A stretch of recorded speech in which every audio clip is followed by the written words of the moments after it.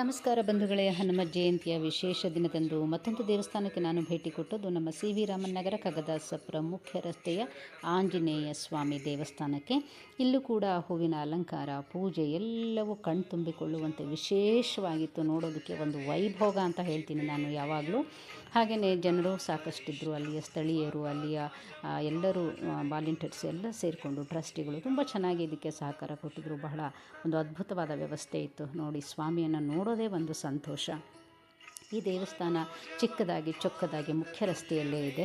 ಇದಾದ ನಂತರ ಮಹಾಮಂಗಳಾರತಿ ಇಲ್ಲಿತ್ತು. ನಾನು ಮಹಾಮಂಗಳಾರತಿ ಇದ್ದಿದ್ದರಿಂದ ಮತ್ತೆ ಆ ಕಡೆ ಈ ಕಡೆ ಹೋಗಲಿಲ್ಲ, ಅಲ್ಲೇ ನಿಂತ್ಕೊಂಡೆ. ಮಹಾಮಂಗಳಾರತಿ ಮುಗಿಸ್ಕೊಂಡಾದಮೇಲೆ ಪಕ್ಕದಲ್ಲೇ ವಿಶೇಷವಾಗಿ ಭೋಜನದ ವ್ಯವಸ್ಥೆ ಇತ್ತು, ಊಟದ ವ್ಯವಸ್ಥೆ ಇತ್ತು.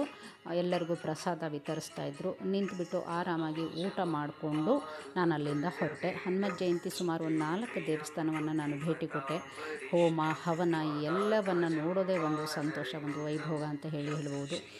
ಸರ್ವೇ ಜನಾ ಸುಖಿನೋ ಭವಂತು ಅನ್ನೋದೇ ನಮ್ಮ ಮಂತ್ರ. ಎಲ್ಲರಿಗೂ ದೇವರು ಆಯುರ ಆರೋಗ್ಯವನ್ನು ಕೊಟ್ಟು ಚೆನ್ನಾಗಿಟ್ಟಿರಲಿ ಅನ್ನೋದೇ ಒಂದು ಬೇಡಿಕೆ, ವಿನಂತಿ ಅಷ್ಟೇ.